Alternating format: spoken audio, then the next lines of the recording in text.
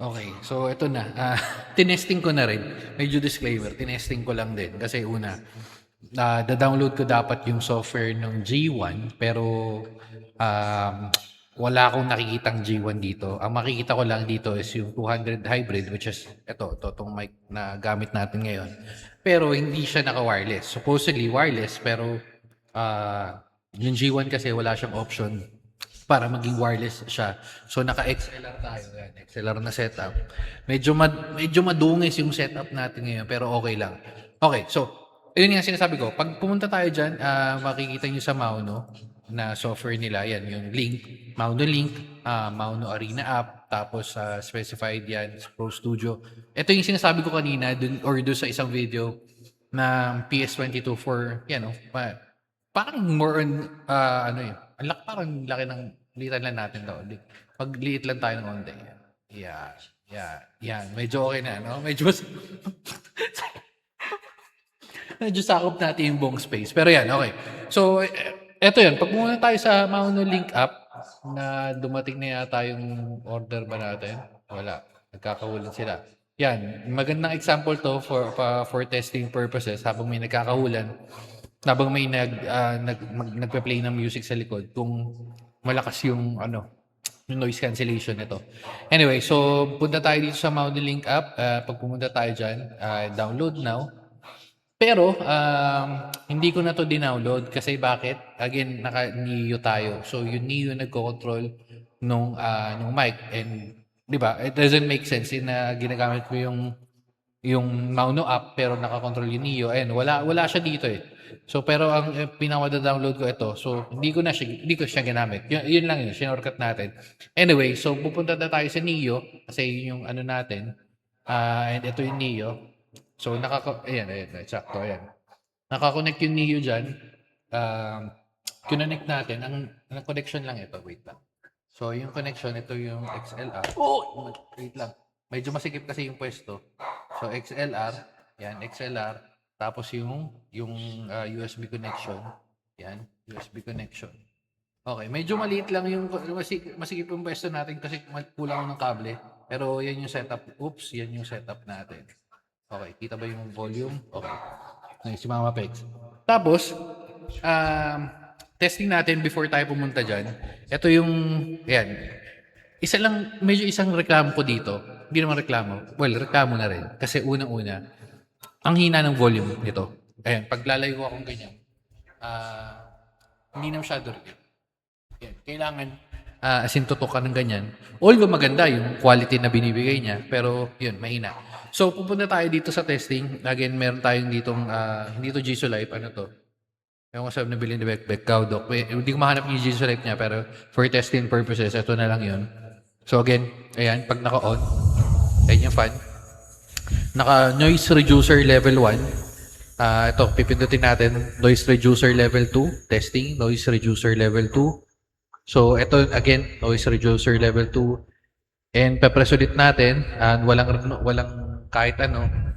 And then last, babalik na natin. So, nung tinesting ko, hindi naririnig yung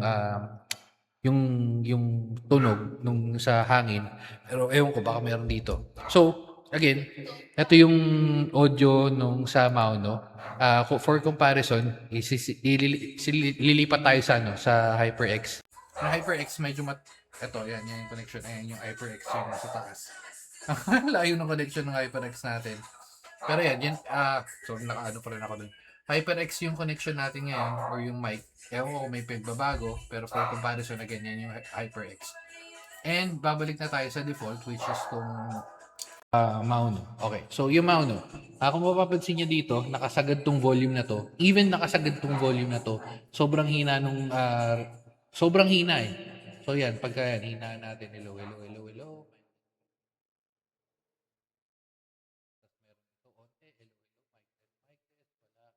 Hello, hello, hello, mic test. Hello, hello, hello. Hello, hello, hello, hello, mic test. Ayan, pag nakasagad. Even yung sagad, sobrang iba yung mas nahihinaan ako sa kanya compared sa HyperX na ginagamit ko, HyperX na Quadcast. Pero ewan ko, baka sa setup, pero nakalikot na natin, wala naman talaga yan, nakasagad na yan. Ito para saan to, hindi ko na to sinet up kasi mostly for streaming. Pwede naman, pero it's either mag-option ka ng Bluetooth, eto, yan. So pag press mo yan, press and hold, so magko-connect ka ng device mo for Bluetooth, tapos habang nagpe-play yung tunog na yun, gamit dito, pupunta tayo, papakita ko sa inyo mamaya sa PC. So, actually, pakita na natin ngayon. Wait lang. I-set up ko lang. Or, wait lang. Hindi natin mapakita yung buong screen niya. Teka. Ito. Display capture. Di naka-ready min eh. Oops, wait.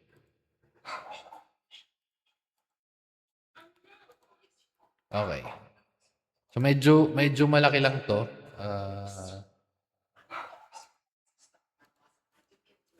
Saan na ako? Wait lang. Oops. Nawala na ako, no? Ayan ako. So ito yung likod. Bababa lang natin 'to para nakikita nyo. Okay. So ayan ako. Ito yung sinasabi ko. Kitan lang natin yan. Ito. Kasi ito yung kailangan natin. Di ba? Ayan. Actually, lakihan pa natin ng onte. Okay. So, ito yung naman yung kailangan natin. So, ito yung sinasabi ko. Yung sa gilid. Yan. Pagka switch nyo. Windows 11. Pero, same shit lang naman yung sa Windows 10. Pag click mo yan, lalabas dito yung Mauno. Di ba? So, yun lang yung pang-switch mo. Wala namang pinagbago, pero yun lang yung pinaka, nun. So, babalik na tayo dito. Kasi ito yung magko-control nung ano mo, nung sa speaker. So, pero again, hindi na natin ginamit yan. In-off ko na yung speaker nun. Tapos, yan, mapapansin nyo, gumaganda rin to. Ayan, off natin yan. No? And then yan, instant yan, instant. Tapos last ito, yan, may volume din naman na switch. Tapos, ito medyo, ano na lang to, dagdag na lang to. Ito pwede mag-set ka ng custom sound pag press and hold, magre-record, tapos pag press mo ulit, magpe-playback. Sidechain for vocals daw, pero nung na-testing ko parang wala namang masyadong pagbabago. RGB, ayan. Ayan, mailaw, RGB. Hindi ko lang trip kasi ito yung PC, ito yung pwesto ng Mauno. So, bala ko na ilagay dito, medyo maganda siyang addition sa setup natin. Pero yan, na pag press mo, kanya-kanyang yan, palit-palit yan. Palit-palit, ayun, sa mga pegs, palit-palit, palit-palit. Palit-palit ng ilaw, hanggang sa pwede mong i-off. Ano tayo sa off? Off lang natin. Okay, so sa off. And then last one, feeling ko ito yung medyo matutuwa, lalo na kasi mga nagtitrip. Ayan, yan yung audio ng Mauno, ng regular voice. Tapos ito, Parang female yata to. Ito yung una eh. Female. Alam ko female, male, tapos baby or yung chipmunk. And then last is robot. Medyo pinaka-trip ko yung robot. So again, ito yung female. Tapos ito Ito yung sa mail yata to. Magbabasa lang ako ng kahit ano dito yan. Download, system requirements, Windows 10 version, 108 later, Mac OS 13.5 or later. So, ayun yung sa lalaki. Feeling ko ito na yung chipmunk or sa baby. Download system requirements, Windows 10 version 1809 or later, Mac OS 13.5 or later. And then last yung sa robot, ito yung medyo tunog, medyo tunog ka na.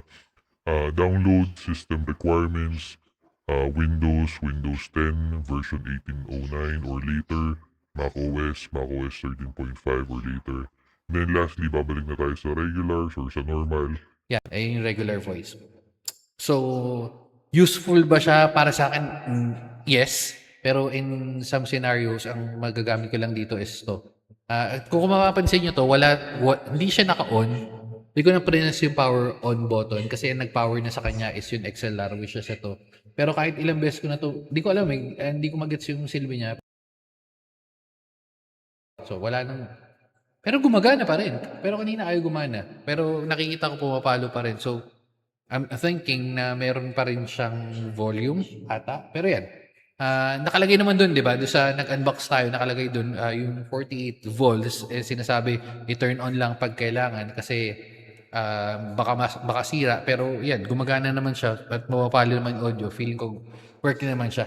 So again, ayun yung combination natin, G1 Neo, Mauno G1 Neo, and ito yung Mauno 200W. Ito, ipakita ko sa inyo. Wait, ito. Hindi lang makita, no? Wait. Sorry, yan. Yan. Saan ba ako? Yan. Yan. Ay, wait, yan. Yan, G1 Mauno. Saan na yun? Ito yung pinakauna. Kasi alam ko yung recent release nila eh. May 200X nga oh.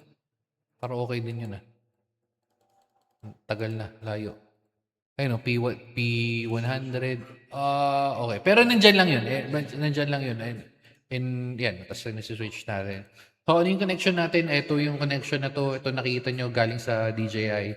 Tapos yan yung camera na Ugreen. Okay, so dahil dyan, dito na natin tatapusin. Ayun yung full testing. Feeling ko magiging useful na nga to sa setup natin.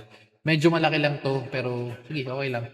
Yung function pala sa taas, yung gain, reverb, ayan, pag gusto mong ayan, in-adjust ko na yan, kaya medyo medyo okay na. And then lastly is yung sa headset, which is self-explanatory naman. Okay, so bye-bye na mga guys. Babu.